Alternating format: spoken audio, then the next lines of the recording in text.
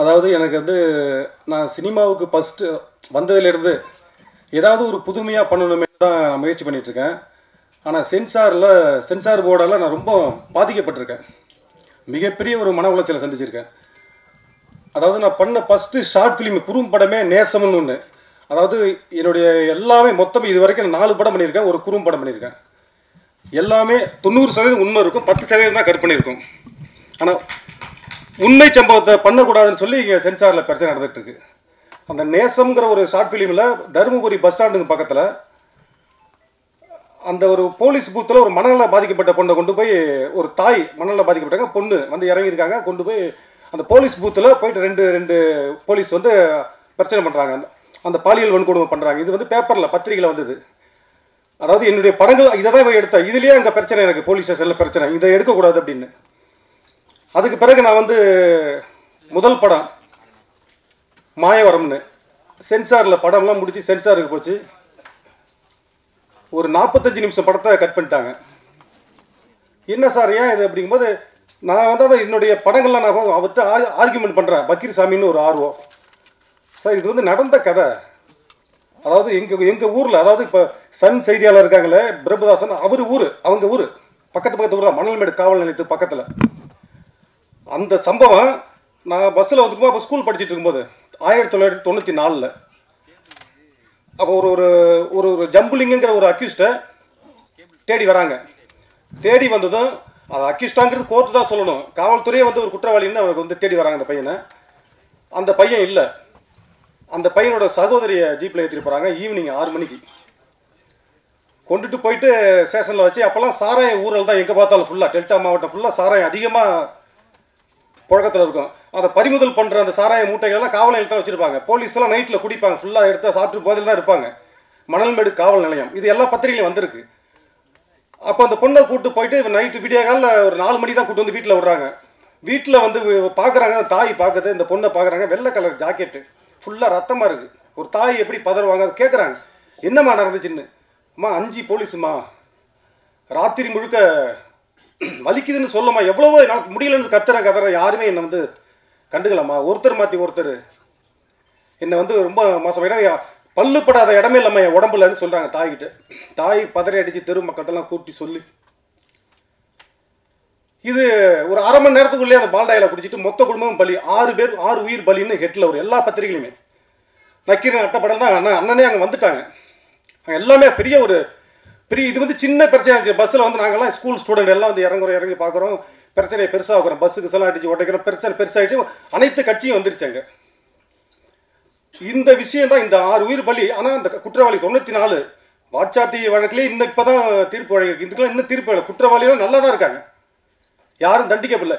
இந்த விஷயத்தை தான் நான் முதல் படமாக எடுத்தேன், மாயவரம்னு ஊர். என்னுடைய படங்கள்லாம் பார்த்தீங்கன்னா மாயவரம், கொள்ளிடம், கபிலவஸ்து, இப்போ பொள்ளாச்சி, எல்லாமே அந்த ஊர் பேர். அந்த ஊரில் நடந்ததுங்கிறனால அதை அப்படியே எடுப்பேன். இந்த கதையை நான் ஒரு தயாரிப்பாளர்கிட்ட சொல்லி இதை கொண்டு போய் எடுத்து எல்லாம் ட்ரை பண்ணி படத்தை போட்டு காமிச்சு, இந்த படத்துக்கு சர்டிஃபிகேட் தர முடியாது, அப்படியே கொடுத்தா நிறையா கட் பண்ணுவோம் அப்படி. சரி கொடுங்க, கட் பண்ணிட்டு கொடுங்க அப்படி பார்த்தா 3/4 மணி நேரம் படம், கதையே புரியல.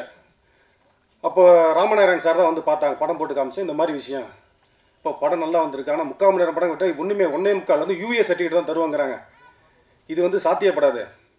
இது சம்மந்தமாக மயிலாடுதுறையில் நடந்த ஊர் அந்த மாயவரம்னு சொல்லி, அந்த ஊரில் உள்ள MP MLA எல்லாம் போய் கூப்பிட்டு அவங்கள்ட்ட ஏதாவது முறையிடுங்க அப்படின்னு சொன்னாங்க. நேராக நான் இப்போ ஊருக்கு புறப்பட்டு மணிசங்கர் ஐயர், அப்போ MP, இப்போ MLA இருக்கிற ராஜ்குமார் தான் MLA, 2 பேரையும் கூப்பிட்டு வந்து படத்தை போட்டு காமிச்சேன் 4 ஃப்ரேமில். படத்தை பார்த்துட்டு அவங்களும் போய் பேசுகிறாங்க. சென்சார் எதுவுமே முடியவே முடியாதுன்ட்டாங்க. படம் அப்போல்லாம் டேக்ஸு யூஏ சர்டிஃபிகேட்னாலே கொஞ்சம் டேக்ஸ் அதிகம். அதனால் சின்ன படங்களுக்கு யோசிப்பாங்க. அது அப்படியே போயிடுச்சு. அப்படியே அந்த படம் அப்படியே பெண்டிங்கில் நிற்கிது. இது வரைக்கும் சர்டிஃபிகேட் யூஏன் தான் கொடுத்தாங்க, வன்முறை படம்னு கொடுத்தாங்க. உண்மையை எடுத்ததுக்கு எனக்கு பிரச்சனை.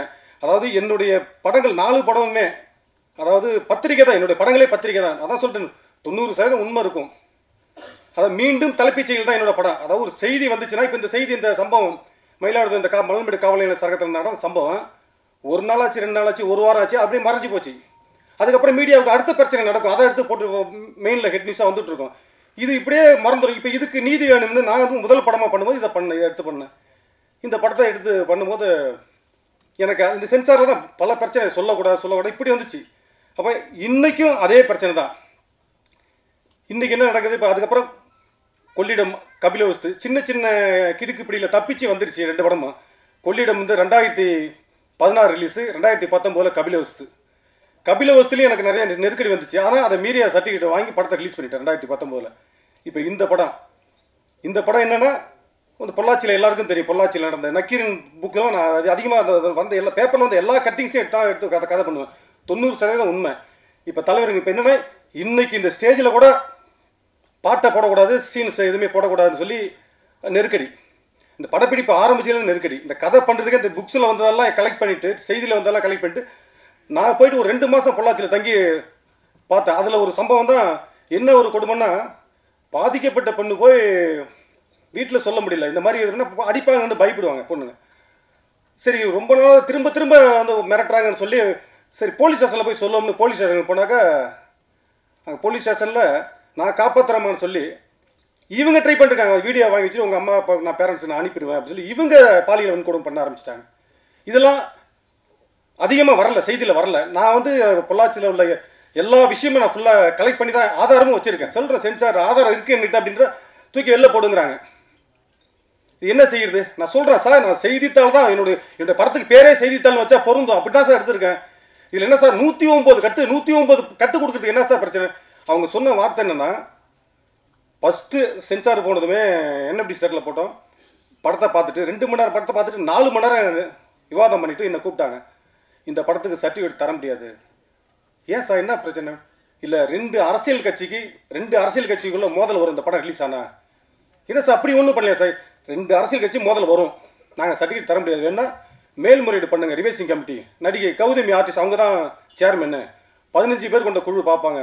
சரி ஓகேன்னு சொல்லிட்டு அதுக்கப்புறம் 1 மாதம் கழிச்சு ரிவைசிங் கமிட்டி ஏற்பாடு பண்ணாங்க. படம் பார்க்கும்போது NFD தியேட்டரில் போய்ட்டு உட்காந்துருக்கேன். நானும் எனது நண்பர் தான் உட்காந்துருக்கோம். ஒவ்வொருத்தராக வராங்க. பார்த்தா எல்லாம் துப்பாக்கி ஏந்திய போலீஸ் பாதுகாப்போட ஒரு சாமியார்லாம் வந்தாங்க. எனக்கு பயமாகிடுச்சு. அதுவும் மணிப்பூரில் மத்திய பிரதேசத்தில் வந்தாங்க. எந்த ஊருன்னு எனக்கு தெரியல.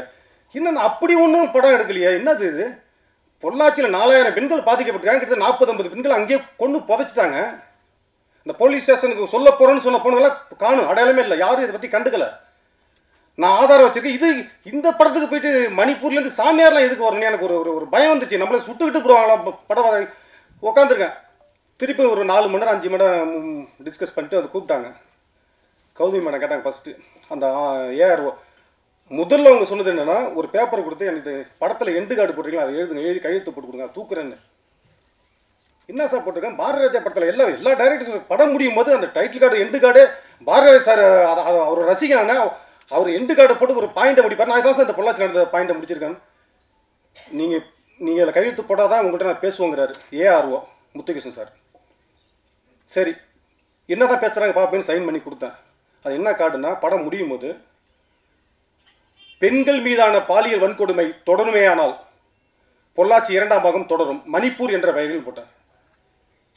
இதுக்கு போயிட்டு இதை வந்து தூக்கணும் அப்படின்னா, சார் இது என்ன சார் பொள்ளாச்சி, அதாவது பெண்கள் மீதான பாலியல் வன்கொடுமை தொடருமேயானால் தான், தொடர்ந்தா தான் சார் நான் வந்து அடுத்த படம் பண்ண போகிறேன். அதை தூக்கணும் என்ன சார் தான்? அப்போ தூக்குனா அப்போ என்ன தொடருமா? இப்போ சென்சார் போர்டோட நோக்கம் என்ன? சென்ட்ரல் கவர்மெண்ட்டோட நோக்கம் என்ன?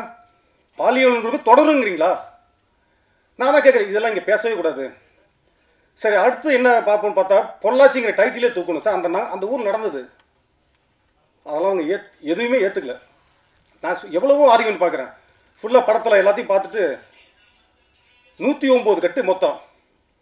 நான் என்ன தப்பாக பண்ணிட்டேன்? ஏதாவது ராமாயணத்தை பார்த்து எடுத்தேன், ஏதாவது கட்டு ராமாயணங்கிறது கட்டுக்கதை, அதை எடுத்தானே நீ 1000 கட்டு கூட கூட நான் கவலைப்பட மாட்டேன். இது பொள்ளாச்சியில் நடந்த கதை, இதை போய் எதுக்கு இப்படி கட் பண்ணுறீங்க? நான் சொன்னேன் எதுவும் பேசக்கூடாது. என்ன சார் பேசக்கூடாது? எங்கே பார்த்தாலும் வெறும் பாலியல் மயமாக இருக்குது. முன்னெல்லாம் ஒரு 10 வருஷத்துக்கு முன்னாடிலாம் பார்த்தீங்கன்னா பேப்பரு தொலைக்காட்சியிலலாம் என்ன வரும், எங்கேயாவது ஒரு பக்கத்தில் சிறுமி பாலியல் வன்கொடுமை, மாணவி பாலியல் வன்கொடுமை, கற்பழிப்பு, இப்படி தான் வரும். அது எப்போவாது ஒரு இடத்துல மாதத்துக்கு ஒரு மாதிரி அப்படி தான் வரும். இன்னைக்கு பேப்பரில் பார்த்தீங்கன்னா, இப்போ அந்த பெண்ணுக்கு ஒரு சிறுமி பாலியல் வன்கொடுமை பண்ணப்பட்டால் உடனே அந்த பேரண்ட்ஸ் என்ன பண்ணுவாங்க, காவல் நிலையத்துக்கு வந்து கம்ப்ளைண்ட் பண்ணுவாங்க. கம்ப்ளைண்ட் பண்ணிவிட்டு அவங்க என்ன பண்ணுவாங்க, குற்றவாளியை போயிட்டு பிடிச்சிட்டு வருவாங்க. பிடிச்சி வந்து கோர்ட்டில் பிடிச்சி பண்ணுவாங்க. கோர்ட்டில் தண்டனை கொடுப்பாங்க, ஜெயிலுக்கு போவாங்க. இதான ஒரு வரைமுறை, இதான ஒரு கட்டமைப்பு இருந்துச்சு. இப்போ அந்த கட்டமைப்பு அப்படியே நொறுங்கி கிடக்கு. இப்போ பேப்பரில் ஒரு 10 வருஷமாக பேப்பரில் என்ன செய்தி வருது பாருங்கள். பேப்பர் தொலைக்காட்சி எல்லாத்துலேயுமே பேப்பர் எடுத்தா யாருக்கு? ஜனங்களுக்கு இல்லை, ஜனங்களை காப்பாற்றுறவங்களுக்கு. பெண் போலீஸுக்கு பாலியல் தொல்லை, பெண் தலைமை காவலருக்கு பாலியல் தொல்லை. எல்லா ரெக்கார்டு வச்சிருக்கேன், பேப்பர் கட்டிஷன் வச்சிருக்கேன், பேப்பர்ல வந்து தான் பேசுறேன். பெண் சப் இன்ஸ்பெக்டருக்கு பாலியல் தொல்லை, பெண் இன்ஸ்பெக்டருக்கு பாலியல் தொல்லை, பெண் டிஎஸ்பிக்கு பாலியல் தொல்லை, பெண் எஸ்பிக்கு பாலியல் தொல்லை. அப்ப என்ன? சரி, பெண் எஸ்பி தான் பாலியல் தொல்லை வந்துட்டா அடுத்து யாரு பார்த்தா, சரி இவங்கெல்லாம் யார் பிரச்சனை நீதிபதிட்டு போவாங்க. இப்போ ஒரு 2 மாதத்துக்கு முன்னாடி ஒரு வீடியோ வருது, பெண் நீதிபதிக்கு பாலியல் தொல்லை. அவங்க என்ன சொல்றாங்க, எனக்கு வந்து தற்கொலை செய்துக்குள்ள அனுமதி தாருங்கள்னு குடியரசுத் தலைவருக்கு லெட்டர் போட்டிருக்காங்க, கடிதம் எழுதியிருக்காங்க. அப்ப நீதிபதிக்கே இங்க வந்து பாதுகாப்பு இல்லைன்னா இப்ப அந்த இந்த பாலியல் பொள்ளாச்சி மாற்றம் எடுத்திருக்காங்க. எனக்கு என்ன பாதுகாப்பு? எனக்கு பிரச்சனைனா யாருக்கிட்ட போவேன் சொல்லுங்க? பத்திரிகையை தான் சொல்லணும், வந்திருக்க தலைவர் தான் சொல்றேன். எனக்கு உயிருக்கு ஆபத்து இருக்குங்கிறதால தான் தலைவர்கள்ட்ட போனேன். எல்லாம் கேட்பாங்க என் ஃப்ரெண்டுலாம், ஏன் என்னப்பா தலைவர்கள் தான் என்ன காப்பாற்ற முடியும், பத்திரிகை தான் என்ன காப்பாற்ற முடியும். இப்ப நீதிபதிக்கு ஒரு எஸ்பி, பெண் எஸ்பிக்கு இல்ல, சூப்பரண்ட் ஆஃப் போலீஸுக்கு பாதுகாப்பு இல்ல, பாலியல் தொல்லை. இப்ப இந்த பிரச்சனையை நான் எடுத்திருக்கேன், பெண்களுக்காக நான் எடுத்திருக்கேன். இப்ப எனக்கு என்ன மாதிரி தொல்லைகள் வரும்? சரி, நீதிபதிக்கு பாலியல் தொல்லை. சரி, நான் இப்ப நேரம் ராணுவத்துக்கு போறேன். ராணுவமே நீங்க என்ன வந்து காப்பாத்துங்கன்னு போனேன்னா, இப்ப ராணுவம் இப்ப மணிப்பூர்ல என்ன நடந்துச்சு, ஒரு வீடியோ வந்தது, அதெல்லாம் பார்த்திருப்பீங்க. என்ன வந்தது, ஒரு ராணுவ வீரர் துப்பாக்கி கீழே வச்சுட்டு கதறான், நான் இங்க நாட்டை காப்பாத்துறேன், என் பொண்டாட்டிய 100 போலீஸ் 100 பேர் 100 கட்சிக்காரன் 100 பேர் சொல்றான், அழுதா. எல்லாம் வீடியோ பார்த்திருப்பீங்க. தூக்கிட்டு போயிட்டு மாறி மாறி கற்பழிக்கிறாங்க, பாலியல் வன்கொடுமை கதறான், எல்லாம் பார்த்திருப்பீங்க, ரெக்கார்டு இருக்குன்ட்டு. அவர் ஒரு நாட்டோட ராணுவ வீரருக்கு மனைவிக்கே இந்த மாதிரி நடக்குது. அப்ப என்ன நாடு இது? பாரதியார் இருந்தா பெண்ணா கேட்டிருப்பாரு, இது என்ன பாரத தேசமா இல்ல பாலியல் தேசமா தான் கேட்பாரு. இப்ப அதை விட ஒரு பெரிய கொடுமை என்னன்னா, எல்லாம் அவங்க சொன்னதெல்லாம் நான் ஓகே பண்ணி, அந்த படம் வெளியில வரணும்னா கடன் வாங்கி நான் தயாரிப்பு, நான் டைரக்டர் மட்டும் இருந்தா பயமாயிருச்சு, எப்படி எல்லாருக்கும் செட்டில்மெண்ட் பண்ணுறது என்னங்கிற ஒரு பயம் வந்துச்சு. சரி, அப்புறம் ஒரு வழி, சரி என்ன பண்ணாலும் இப்போ ஓகே எல்லாத்துக்கும் ஒத்துக்கிட்டு கொண்டு போய் கொடுக்குறாங்க. பொள்ளாச்சி டைட்டில் கொடுத்துட்டு அதை ஃபஸ்ட்டு அந்த பொள்ளாச்சி தூக்கிட்டு அப்புறம் 3 முறை சென்சார் மாற்றி இப்போ கருப்பு பூமின்னு கொண்டு போய் கொடுத்தேன். இது கருப்பு ஒரு சிஜி கிராஃபிக்ஸ் பண்ணால் 50,000 செலவாகும். ஒரு டைட்டில் மாற்றினா போய் சங்கத்தில் பதிவு பண்ணணும். இவ்வளோ பண்ணி வெறுப்பி அதை பப்ளிசிட்டி கிளியர்ஸ்லாம் வாங்கி கொண்டு போய் எல்லாம் பண்ணி அவங்க சொன்ன 109 கட்டுக்கு உடன்பட்டு கொண்டு போய் படத்தை கொண்டு போய் கொடுத்தா சமர்ப்பிச்சாச்சு. நேற்று சென்சார் போர்டு ஆன்லைனில் ஸ்டேட்டஸ், நேற்று தான் ரிசல்ட் வருது. எனக்கு சர்டிஃபிகேட் கொடுப்பாங்க அப்படின்னு பார்த்தா நேற்று வந்து ஆன்லைனில் ஸ்டேட்டஸில் என்ன வருதுன்னா, பார்த்ததுமே அதிர்ச்சி ஆகிடுச்சு. உடனே நான் ஐஏஎஸ் சென்சார் ஆர்வம் பாலமுருகன் சாருக்கு ஃபோன் பண்ணி கேட்குறேன், சார் என்ன சார் அதிர்ச்சியாக இருக்குது சார், எனக்கு என்ன சார் கருப்பு பூமி வச்சுருக்கேன், இதை போய் மாற்ற சொல்லி அனுப்பியிருக்கீங்க என்ன சார் அப்படின்னு. ராத்திரி முழுக்க தூக்கம் இல்லை. ஆமாங்க, கருப்பு பூமி நீங்கள் வைக்கக்கூடாது சார், பொள்ளாச்சி அங்கே கேஸ் நடந்துட்டு இருக்கீங்க, அதை தூக்கிட்டேன். பின்ன சார் கருப்பு பூமின்னா சார் இது என் தாய் மண்ணு சார், என் தாய் நாடு மணிப்பூர். எனக்கு இப்போ அதிர்ச்சி ஆகிடுச்சு, இந்த டைட்டிலே இப்போ இல்லைங்கும் போது அதான் அண்ணன் சொன்னேன்னா பாடலை நிறுத்துங்க, இப்போ ரிலீஸ் பண்ண வேணாம், இது என்ன செய்யணும், ஒரு தீர்வு கிடைப்பேன். நேற்று சர்டிஃபிகேட் கிடைக்கும் போது இந்த டைட்டிலும் தூக்கணும். அப்போ இது கருப்பு பூமின்னு நான் வைக்க சொல்லக்கூடாது. இப்போ நீங்கள் என்ன பூமின்னு சொல்கிறீங்க? சென்சார் போர்டு சென்ட்ரல் கவர்மெண்ட் தான். இப்போ என்ன பூமின்னு அவங்க நினச்சிட்டு இருக்காங்கன்னு தெரியல எனக்கு. மணிப்பூர் பாலியல் பூமி ஆயிடுச்சு, மத்திய பிரதேசம் பாலியல் பூமி ஆயிடுச்சு, உத்தரப்பிரதேசம் பாலியல் பூமி ஆயிடுச்சு. அப்போ தமிழ்நாடு அந்த நோக்கமா? இப்போ சென்சார் போர்டு யாருக்கு சப்போர்ட் பண்ணுறீங்க? சரி, கருப்பு பூமியை தூக்கணும்னா இது எங்கள் தமிழரோட பாட்டி, ஒரு பெண்ணு எப்படி வாழணும் அப்படிங்கிறது ஒரு நினைவு சின்ன, இதை தூக்க சொல்கிறாங்க. என்ன இடத்த இப்போ இதை தூக்க சொல்ல உங்களுக்கு என்ன ரைட்ஸ் இருக்குது சென்சாருக்கு? வாங்க பொதுவெளிக்கு போவோம், பொதுவெளியில் உட்காருவோம், வாங்க சென்சார் போர்டு இருக்கிற மொத்த அதிகாரி வாங்க, நான் வரேன், மக்கள் பார்க்கட்டும் நான் என்னங்க தப்பு பண்ணிட்டேன். உண்மையை நடந்ததை எடுத்திருக்கேன், இதை வந்து சொல்லக்கூடாதுன்னா சரி, உண்மையை சொல்லக்கூடாது தடுக்கிறீங்க, ஓகே நான் ஒத்துக்கிறேன். பொய்யானதுக்கு ஏன் சர்டிஃபிகேட் கொடுக்குறீங்க? இதை நான் பேசணும், சென்சார்ட்ட நான் கேட்கணும், தலைவர்களாக விசாரிக்கணும். திருநாவுக்கரசனும் திருமாவளவனும் வந்துட்டு இருக்காங்க, இது நியாயம் கேட்க தான் நான் வரேன். அதாவது உண்மையை சொன்னால் சென்சார் தர மாட்டேங்க, ஓகே நான் ஒத்துக்கிறேங்க. பொய் சொல்றாங்களே என்ன? இப்போ தொலைக்காட்சியில் வர அனைத்து விளம்பரமும் பொய், நல்லா நீங்க பாருங்க. அதாவது அனைத்து விளம்பரம் பொய், ஏன்னா சென்சார் சர்டிஃபிகேட் எல்லா விளம்பரங்களுக்கும் சென்சார் சர்டிஃபிகேட் கொடுத்தா வருது, சர்டிஃபிகேட் இல்லாமல் யாரும் பண்ண முடியாது. ஒரு விளம்பரம் நல்லா பார்த்துங்க, ஒரு முன்னணி நடிகை ஒரு மைக் எடுத்துட்டு போயிட்டு பேசுவாங்க, உங்க பேஸ்ட்ல உப்பு இருக்காம்பாங்க, உப்பு இல்லை, உப்பு அதிகமாக இருந்தால் உப்பு இல்லைன்னா கொட்டிடுவாங்க, பல்லுலாம் சொத்த பல்லாகி 4 அடியில் கொட்டிடுன்னு சொல்லி பயமுறுத்துவாங்க. இதுக்கு சென்சார் போர்டு கொடுத்துருக்காங்க.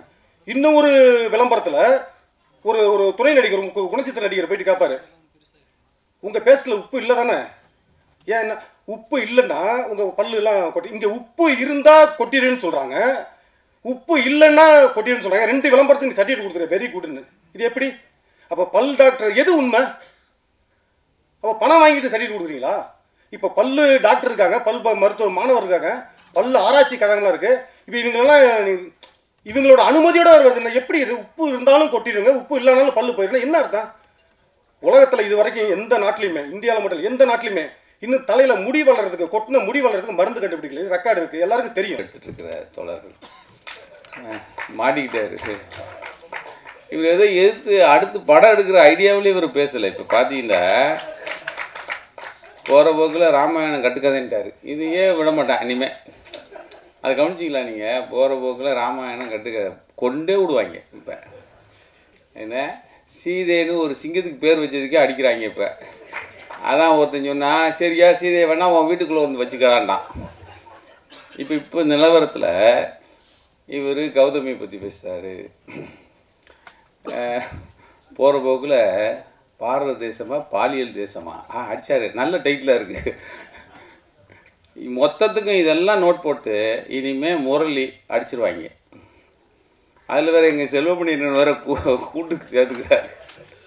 அப்படி சார் இதுதான் யதார்த்தம்.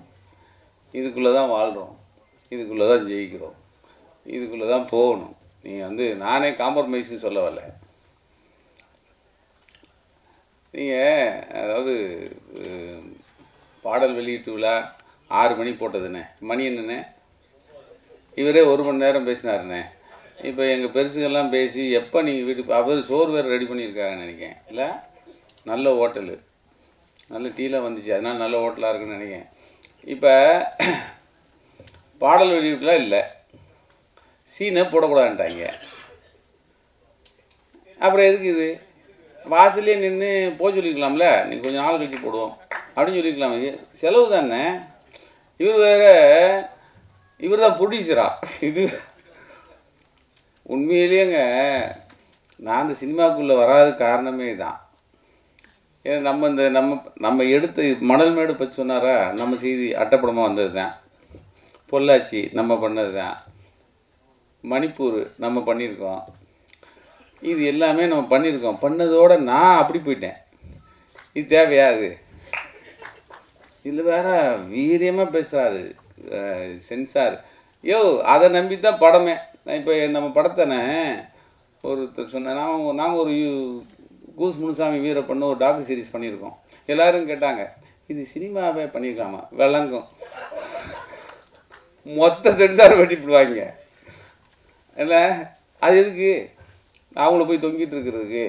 அப்போது சார் பொள்ளாச்சியை பற்றி தான் இந்த கதை. இல்லை கற்பு பூமி. எனக்கு கற்பு பூமியே ஏன் டைட்டில் எடுத்தாரு எங்கள் தோழர் கேட்டார். இப்போ ஏன்னா சரி அது ஒரு பக்கம். நான் அதுக்குள்ளே அந்த விவாதத்துக்கெலாம் வரல. பொள்ளாச்சியை நான் போடும்போது என்ன ஒரு எஸ்பி என்ற பேசினார். எஸ்பி பேசுகிறார் பாண்டியராஜன். அவர் சொல்லலாம். அவர் இந்த வீடியோ தவிர மற்ற வீடியோ எவனாவது போட்டால் உள்ளே வைப்பேங்கிறார். மொத்தம் 1100 வீடியோ. ஆனால் என்கிட்ட வந்தது 3 தான். அதுக்கடுத்து கொஞ்ச நேரத்தில் ஒரு கலெக்டர், கோவை கலெக்டரு, அவர் ப்ரெஸ் மீட்டே கொடுக்குறாரு. யாராவது இந்த வீடியோவை போட்டால் அரசு அவர்கள் மேல் தக்கபடி நடவடிக்கை எடுக்கணும்னு அவர் கொடுக்குறாரு. எது? கோவை கலெக்டர். இது என்ன நாங்கள் வெளியிடுறது என்னென்னா, ஒரு பிள்ளைய பெல்ட்டால் அடித்து துன்புறுத்துவாங்க. இதை தான் நம்ம வெளியிட்டோம். சரி, இந்த பக்கம் ஒரு அரசியல் தலைவர் எங்கள் நிருபரை எச்சரிக்கிறார், கொண்டே விடுவோம், நாங்கள் யாருன்னு தெரியுமாங்கிறார். ரைட், அதெல்லாம் போச்சு வந்துச்சு. இப்போ என்னை சாட்சிக்கு கூப்பிட்டாங்க. சாட்சிக்கு போனோம் வெங்காசிரி செடி அலுவலகம். நம்ம ஜாபசெட் அண்ணன் தான் அவர் அதுக்கு பொறுப்பாளராக இருந்தார். என்னை விசாரணைங்கிறது பேரில் உள்ளே கொண்டு போனாங்க. உள்ளே போனால் 2 செல் இருக்குது, ஒரு சின்ன டேபிள், அந்த பக்கம் ஒரு எஸ்பி, 2 எஸ்பி இருந்தாங்க. இப்போ ஒரு அம்மா பாலியல் தொந்தரவு கொடுத்துட்டாங்கன்ட்டு ஒரு டிஜிபி மேலே கொடுத்துச்சுல, அந்த அம்மா தான் நிஷா. இன்னொரு எஸ்பி இருந்தாங்க, அவங்க பேர் ராஜேஸ்வரி. அவங்க யாருன்னா கக்கன் பேத்தி. 2 பேர் தான் இந்த கிராஸ் பண்ணுறாங்க. கக்கன் பேத்தி எப்படி உட்காந்துருக்குன்னா அவங்க கால் மேலே கால் போட்ட கால் என் காலுக்கிட்ட வந்து நிற்கி கக்கன் பேத்தி, அதனால் மரியாதையை சொல்கிறோம். இப்போ சொல்லுங்கள், நான் இது எதுக்காக இன்ட்ராகேஷனா இல்லை சாட்சி கூப்பிட்டீங்களான்னு கேட்குறேன். யாரை கேட்டு இந்த வீடியோ வெளியிட்டீங்கன்னு கேட்குறாங்க. ரைட்டா? அப்போது நான் சொன்னேன் யாரை கேட்கணுன்னு கேட்டேன். வெளியிட்டிருக்கவே கூடாது. யார்? பெண்கள் 2 எஸ்பி, அது முக்கியமாக ராஜேஸ்வரி கக்கன் பேத்தி கேட்குது, யாரை கேட்டு வெளியிட்டாங்க. நான் சொன்னேன் இல்லைங்க யாரையும் கேட்கணும், ஏதாவது சட்டம் இருந்தால் சொல்லுங்கள் அப்படின்னேன். வேணும், சரி மிச்சம் இருக்குதுங்க, இதுக்கு என்ன தண்டனை தெரியுமா அப்படிங்கிறாங்க. நான் சொன்னேன் நீங்கள் பொம்பளை தானே, நீங்கள் பார்த்தீங்களா? நான் கேட்டேன் இது பார்த்தீங்களா? Sir mind your words. ஏமா ஒரு 2-3 ஒரு சீடியில் பெண்களை வக்கரத்தோடு பண்ணிகிட்டு இருக்காங்க. அதை ஒருத்தன் இப்போ வீடியோ எடுத்து அனுப்புகிறான், அதை நாங்கள் போடுறோம். இனிமேல் இது நடக்கக்கூடாது அப்படிங்கிறது தானே நம்ம கொண்டு போகணும். அதை விட்டுட்டு ஏன் போட்டேன்னா என்னம்மா அர்த்தம் அப்படின்னா, இல்லை இதாங்க சட்டம். எதுக்கு சொல்ல வரேன்னா, எடுத்த பத்திரிக்கையில் போட்டவனுக்கே நமக்கு இது வேறு சினிமா எடுத்து வேறு விடுவாங்களா? இவர் நினச்சிட்டாரு, இவர் வேறு அப்பட்டமாக இப்போ ஒரு சீன் காமிச்சாருண்ணே, நீங்கள் அண்ணன் பார்க்கல, திருநாவுக்கரசனே நீங்கள் பார்க்கல, இவர் ஒரு சீனை காமிச்சார் எங்களுக்கு, எல்லோரும் காமிக்காது எங்ககிட்ட. அது லாகப்புக்குள்ளே, அது எந்த மணல் மாடுதா? பொள்ளாச்சி நடந்ததா? அது ஒரு சீன் போட்டார், அது வந்து போடக்கூடாதுன்னு சொல்லிட்டாங்கன்னா கட் பண்ணிட்டாங்களா? எஸ், கம்மியாக கட் பண்ணியிருக்காங்க சார். யதார்த்தம் வேறு சார். நான் என்ன சொல்கிறேன், நீங்கள் உங்கள் வேகம் புரியுது, உங்களுடைய அந்த சமூகம், இந்த சமூகத்தில் இருக்கிற அந்த பாலியல் பிரச்சனை அதை வந்து கொண்டு வந்து சேர்க்கணும், எங்களுக்கு அது இருக்குது. ஆனால் இதை மீறி உங்களை நம்பி இருக்கிற டெக்னீஷியன் எவ்வளோ பேர் இருந்தாங்க, எவ்வளோ பேர் இருக்காங்க. இப்போ நீங்கள் ஒரு உதாரணமாக ஆக்கிட்டீங்க. எப்படின்னா இது வந்தால் நாங்கள் 150 கட் பண்ணுவோம், இனிமேல் இது மாதிரி படம் வந்தது பூரா கட் பண்ணுவாங்க. அப்போது இந்த நான் சொன்னேன்ல சினிமாங்கிறது இதுதான், இந்த சினிமாக்குள்ளே தான் நீங்கள் வாழ்கிறோம். அந்த சினிமாவை இப்போ வந்து ஆட் பண்ணிட்டாங்க. இப்போ யார் ஆட் பண்ணுறது, நான் சினிமாவை சொல்ல, இது என்னது சென்சாரை ஆட் கொண்டாச்சு. இப்போ நீங்கள் ஒரு கௌதமி மேடத்தை சொல்கிறீங்க, அந்த அம்மா கட்டு கொடுத்துச்சு, கடைசியில் ஒரு கட்சியில் போய் சேர்ந்துருச்சு. அதை வேறு சொல்லும்போது 2 பெரிய கட்சி. அப்போ இந்த கட்சியெலாம் நடுவில் இருக்கிற ஒரு அகில இந்திய பெரிய கட்சியில் இருக்கார் கண்ணை. அப்போ இது வந்து நீங்கள் வந்து பழிவாங்கப்படுறதா நீங்கள் நினைக்கிறீங்க. இதை மீறி தான் நீங்கள் ஜெயிக்கணும் சார். இதுதான் சார் உலகம். நீங்கள் உங்களை கன்வின்ஸ் பண்ணுறதுக்காக நான் வரல. இதில் நாங்கள் சேர்ந்து சென்சார் போர்டில் போய் இப்போ நாங்கள் சொல்ல முடியுமாண்ணே, நம்ம சொல்ல முடியுமா போய் ஏங்க வெட்டினீங்க கொஞ்சம் குறைங்கன்னு சொல்ல முடியுமா? சொன்னால் எடுப்பாங்களாண்ணே? மேற்கொண்டு வெட்டுவாங்க. அப்போ இந்த கூட்டம் எதுக்கு? சென்சாருக்கு எச்சரிக்கைக்கு தான் இந்த கூட்டம் போட்டிருக்கிய. ஆனால் சென்சார் இது கேட்பானா அப்படின்னா எனக்கு இன்னும் தெரில. அதாவது உங்களை நான் வந்து என்னது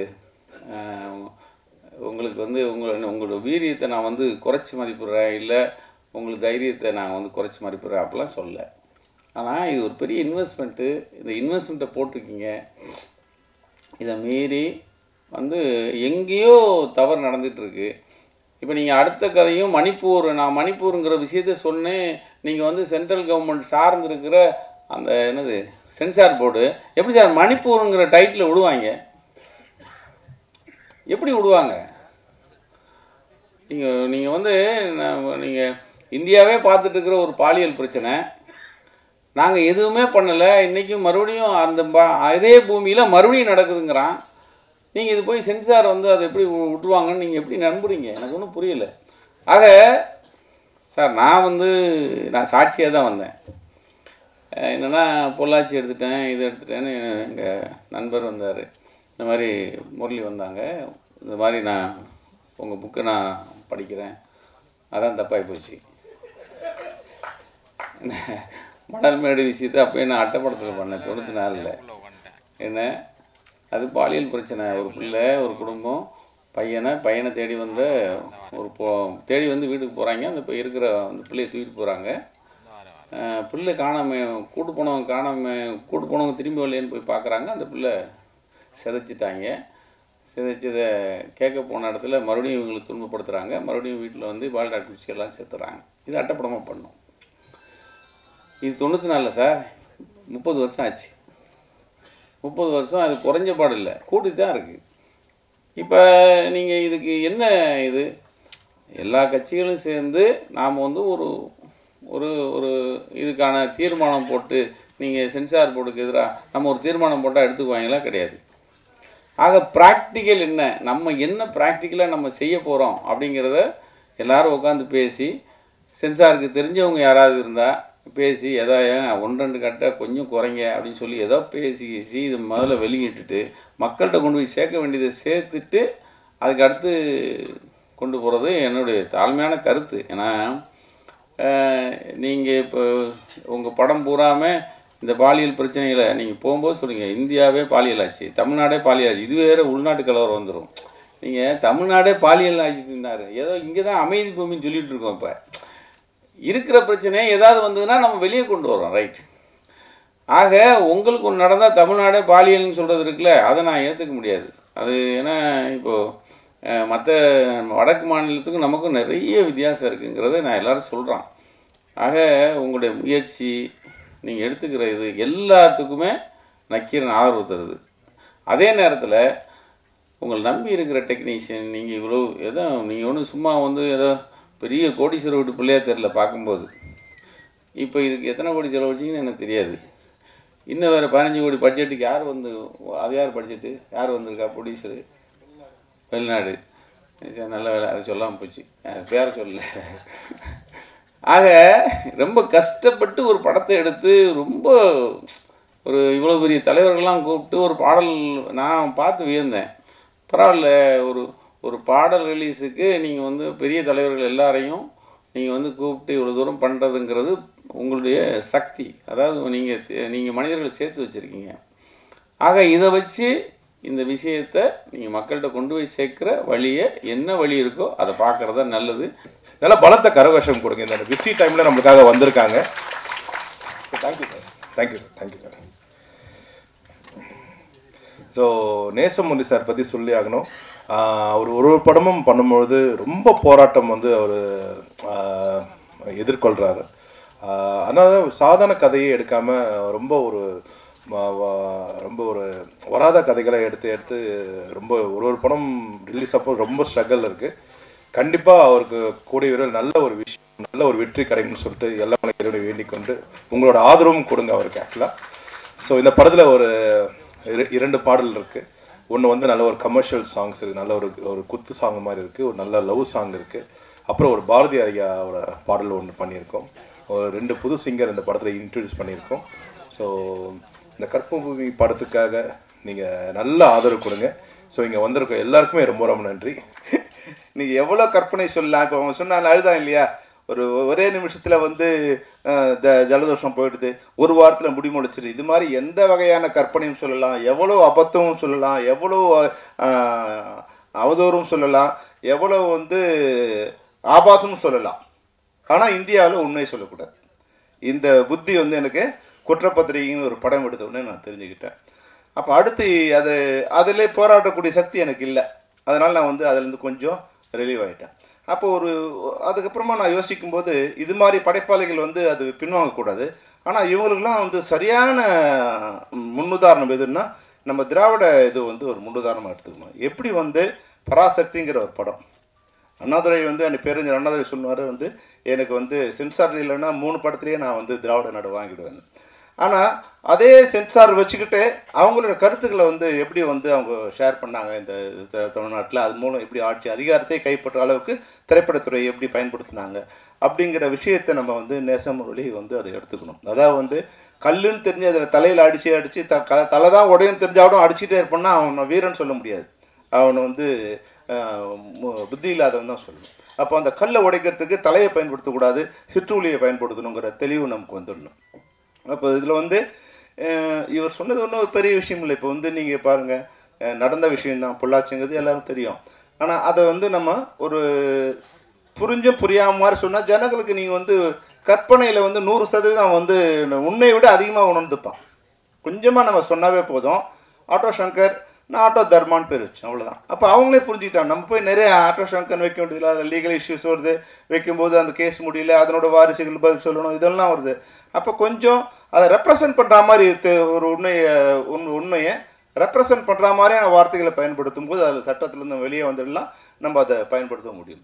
அது மாதிரி ஒரே நேரத்தில் எல்லாரையும் பகைச்சிக்கிறது இருக்கு இல்லையா, அந்த எல்லாரையும் பகைச்சிக்கிற அளவுக்கு நமக்கு சக்தி இருக்கா அப்படின்னு நேசமுரளிக்கு எனக்கு எல்லாரையும் பகைச்சிக்கிறது. மணிப்பூரை பற்றி சொல்லுவேன், நான் பொள்ளாச்சியை பற்றி சொல்லுவேன், இராணுவத்தை பற்றி சொல்வேன், அப்படின்னா விளம்பரத்தை பற்றி சொல்வேன். இவங்க தான் ஆட்சி பண்ணுறாங்க, இவங்க தான் சட்டம், இவங்க தான் கட்டமைப்பு. இதில் வந்து ஒரே நேரத்தில் அனைவரையும் பகைத்து கொள்வது வந்து ஒரு சரியான படைப்பாளிக்கான இதுவாக இருக்காது. அதனால் நிச்சயமாக உங்களுடைய வீரியம், நிச்சயம் உங்களோட கோபம் எல்லாம் உண்மை. அதை எப்படி வந்து சரி பண்ணி எப்படி வழிமுறை நடத்தணுங்கிறது நீங்கள் புரிஞ்சுக்கணும். ஆனாலும் இதில் வந்து தரப்பட்ட அனைத்துமே இப்போ வந்து இந்த விஷயத்தை குறைஞ்சபட்சம் இது மாதிரி இப்போ நம்ம பண்ணால் எல்லாம் அட்ஜஸ்ட் பண்ணி போயிட்டாங்க. பொள்ளாச்சியில் வந்து 2 வருஷமாக அட்ஜஸ்ட் பண்ணி போயிட்டாங்க. ஆனால் ஒரு நாள் போலீஸ் ஸ்டேஷன் வந்துட்டாங்க, அந்த உண்மை வெளியே வந்துடுச்சு. அது மாதிரி சென்சார் போர்டு கூட வந்து எங்கேயுமே அராஜகம் அதிகமாகும் போது அதுக்கான புரட்சி தொடங்கிடும். அது கொஞ்சமாகவும் விநாசகாலே விபரீத புத்தி வரும். அந்த விநாசகாலம் எப்போ வரும்னா விபரீத புத்தி அதிகமாகும் போது அந்த விநாசகாலம் வரும். இப்போ உண்மையாகவே வந்து தேவையற்ற அடக்குமுறைகளை வந்து படைப்பாளிகள் மீது வரும்போது நான் செத்தாலும் பரவாயில்லன்னு ஒருத்தர் நினைச்சிட்டானா அவன் எந்த இராணுவத்தை கொண்டும் அடக்க முடியாது. இந்த சட்டத்துக்கு பயந்து நான் வாழணும், இந்த சட்டங்களுக்கு பயந்து நான் வாழணும்னு நினைக்கிற வரைக்கும் தான் போலீஸு, இராணுவம், அதிகாரம், ஆட்சி எல்லாம். நான் செத்தாலும் பரவாயில்லன்னு ஒருத்தர் முடிவு எடுத்துட்டான்னா அவனை யாராலும் அடக்க முடியாது. அந்த நிலையை வந்து யாருக்கும் கொண்டு வந்துடக்கூடாது. அதுதான் வந்து இப்போ இந்த மீட்டிங் மூலமாக, இந்த கூட்டம் மூலமாக சம்மந்தப்பட்டவர்களுக்கு நான் கொடுக்குற விஷயம் என்னன்னா, நம்ம வந்து அதிகாரத்தில் அதாவது வந்து நம்ம வேலைக்கு வரும்போது இந்த வேலையை செய்தான் வந்திருக்கோமே தவிர இந்த அதிகாரத்தையும் இந்த ஆட்சியையும் காப்பாற்றுறது அதிகாரிகளோட வேலை இல்லை, மக்களை காப்பாற்றுறது தான் அதிகாரிகளோட வேலை. ஆனால் இப்போ அப்படியே மாறி என்ன வந்துருச்சுன்னா, அதிகாரிகளோட வேலை என்ன வந்துருச்சுன்னா, இந்த அதிகாரத்தையும் ஆட்சியையும் காப்பாற்றுவது தான் மக்களுடைய அதிகாரிகளோட வேலைன்னு வந்துருச்சு. இப்போ நக்கீரன் சொல்லும்போது சொன்னாங்க பாருங்க, எந்த எஸ்பி வந்து பாலியல் இதில் வந்து மாட்ட போகிறாங்களோ அவங்களே அந்த பாலியல் இதுக்கு வந்து முதல்ல துணையாக இருந்திருக்காங்க.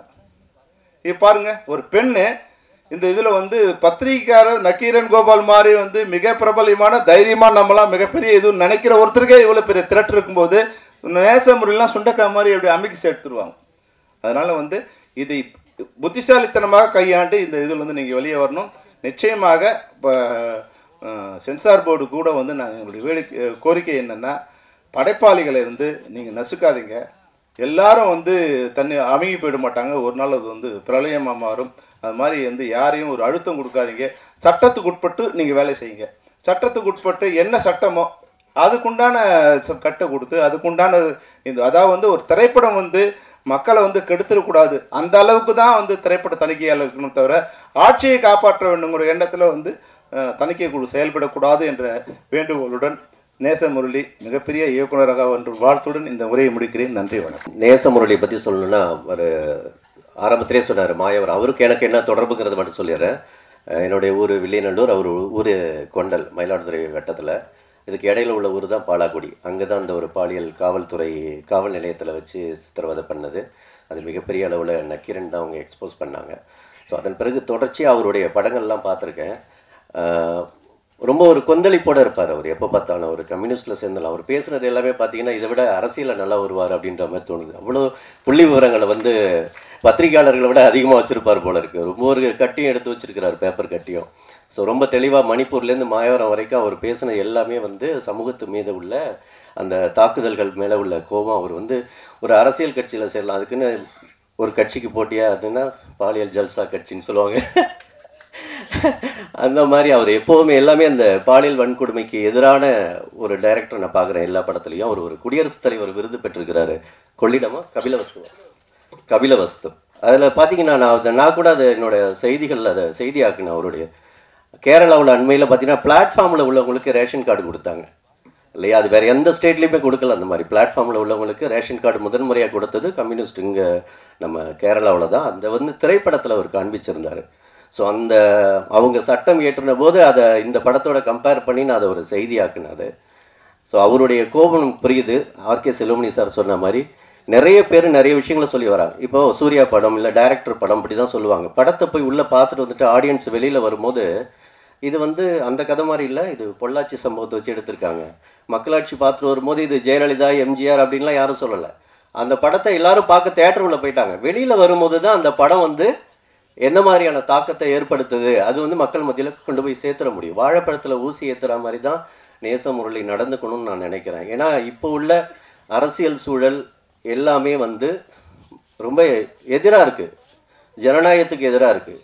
இந்த சூழலில் நாம் நீங்கள் சென்சார் போகிறீங்க, அங்கே இருக்கிற ஆட்கள் எல்லாரையும் பாருங்கள், எப்படி உங்களை இந்த படத்தை ஒரு பிட்டை கூட அவங்க வெளியில் விட மாட்டாங்க. அங்கே இருக்கிற ஆட்கள் அப்படி நம்ம என்ன பண்ண முடியும்? ஸோ அந்த சூழலுக்கு தகுந்த மாதிரி நீங்கள் எடுத்த எடுப்பிலே வெட்ட வெளிச்சமாக பொள்ளாச்சி அப்படின்னு போடும்போது அவங்களுக்கு என்ன, எடுத்த எடுப்பிலே நம்ம தடுத்துருவாங்க. அப்போ நீங்கள் டைட்டிலை மாற்றிட்டு இது ஒரு சாதாரண படம் மாதிரி காமிச்சு அதன் பிறகு நீங்கள் மக்கள்கிட்ட கொண்டு போய் சேர்க்கணும்.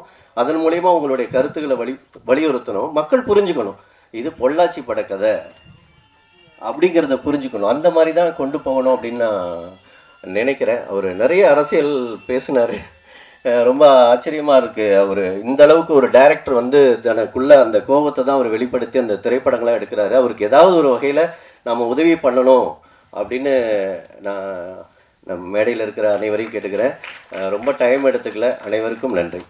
மக்களிடம் அம்பலப்படுத்துகிற ஒரு மகத்தான பணியை நம்முடைய தயாரிப்பாளரும் இயக்குனரும் செய்திருக்கிறார்கள். ஆனால் இதை அங்கீகரிக்கின்ற சமூகமாக, அரசாக, சென்சார் போர்டாக சமகாலத்தில் இருக்கிறதா என்பதுதான் கேள்வி.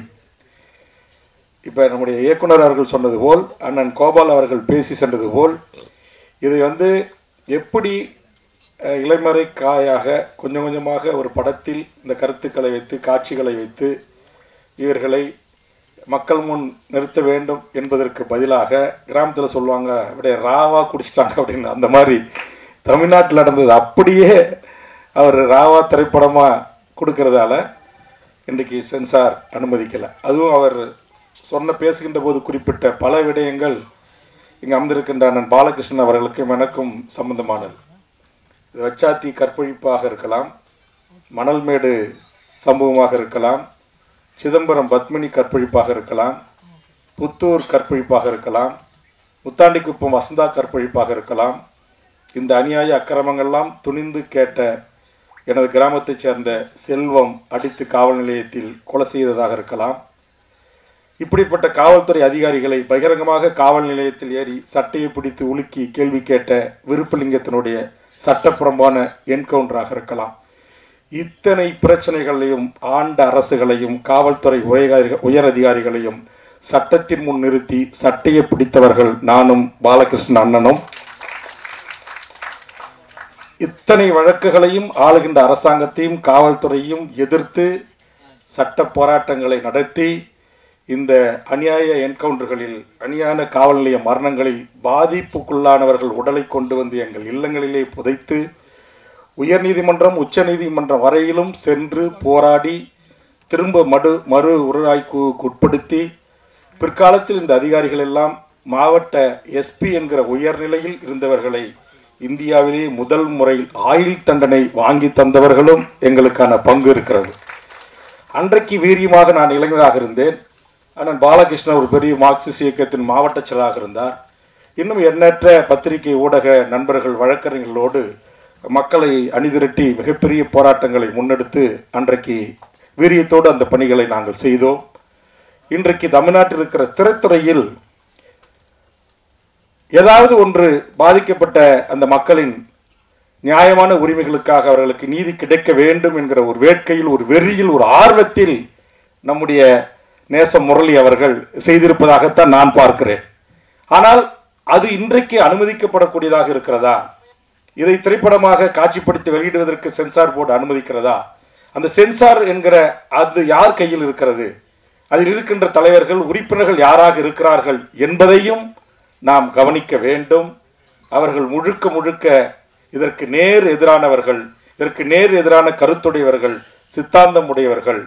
ஆக அவர்கள் அங்கு அதிகாரத்தில் அமர்ந்திருக்கின்ற போது அவர்களை கேள்விக்குள்ளாக்குகின்ற, அவர்களை சட்டத்தின் முன் நிறுத்துகிற, அல்லது மக்கள் அவரை எதிர்காலத்தில் விரட்டி அடிக்கக்கூடியவர்களாக மக்களை தயார்படுத்துகின்ற இது போன்ற காட்சிகள் அடங்கிய படங்களை கண்டிப்பாக அவர்கள் அனுமதிக்க மாட்டார்கள். ஆக பல்வேறு திரைப்படங்கள் தமிழ்நாட்டில் வெளிவந்திருக்கிறது. அண்ணன் ஆர்.கே. செல்வமணி அவர்கள் குறிப்பிட்டது போல் அப்படி வருகின்ற அந்த படங்களில் எந்த உத்திகள் எல்லாம் கையாளப்பட்டு காவல் நிலைய மரணங்கள், என்கவுண்டர்கள், கஞ்சா கடத்தல், மிகப்பெரிய மாபியாக்கள் எல்லா படங்களும் வந்திருக்கு.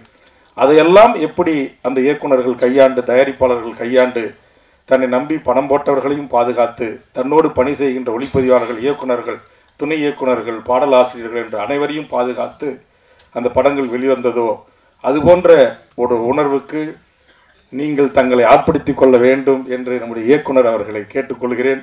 அப்படி இல்லைன்னா நம்முடைய பிரபுதாசன் அவர்கள் சொன்னது போல, ஒன்று நீங்கள் மார்க்சிஸ்ட் கம்யூனிஸ்ட் அல்லது எங்களை மாரி ஏதாவது கட்சியில் தான் வந்து போராடணும், கொடி தூக்கணும், வேறு வழியே இல்லை. திரைத்துறையில் இருந்தால் நாம் வந்து ஒரு ஜனநாயக நாட்டில் ஜனநாயக மாண்புகளை ஏற்றுக்கொண்டு, அண்ணன் பாலகிருஷ்ணனுக்கு தெரியும், நான் சொன்ன இந்த சம்பவங்களுக்கெல்லாம் நான் ஒரு அரசியல் கட்சியிலும் இருந்து நான் களத்தில் நின்று போராடினேன். ஆனால் சில சம்பவங்கள் நான் அரசியல் கட்சியில் தொடங்குவதற்கு முன்பு ஆயுதப்படை, தமிழ்நாடு விடுதலைப்படை என்கிற ஆயுத படையில் அந்த தமிழரசன் தலைமை ஏற்று இதே சம்பவங்களுக்காக வேறு விதமான போராட்டத்தை நடத்தியவர்களோடும் கைகோர்த்தோம். ஆனால் கடைசியில் என்ன நெட் ரிசல்ட்டு? அந்த அக்கிரமங்களை, அநியாயங்களை, அட்டுழியங்களை எதிர்த்து கேட்ட அந்த போராளிகள் என்கவுண்டர் செய்யப்பட்டார்கள், ஆயுள் தண்டனைகள் விதிக்கப்பட்டன, பல தூக்கு தண்டனைகளை விதிக்கப்பட்டன. அவர்கள் உச்சநீதிமன்றம் வரையிலும் போராடி அவர்கள் குடும்பம் சின்னாபின்னமாக சிதைந்தது. இன்றைக்கு ஐயா புலவர் கலிபெருமாள் அவருடைய குடும்பம், அவர் குடும்பத்தில் இருந்த பெண்கள், அவருடைய வாரிசுகள், சந்ததியினர் மிகப்பெரிய துன்பத்திலும் துயரத்தில் ஆளாகி இருக்கிறார்கள். அதுபோன்று தோழர் தமிழரசன் அவருடைய தாய் சமீபத்தில் இருந்தார், அவருடைய குடும்பம்.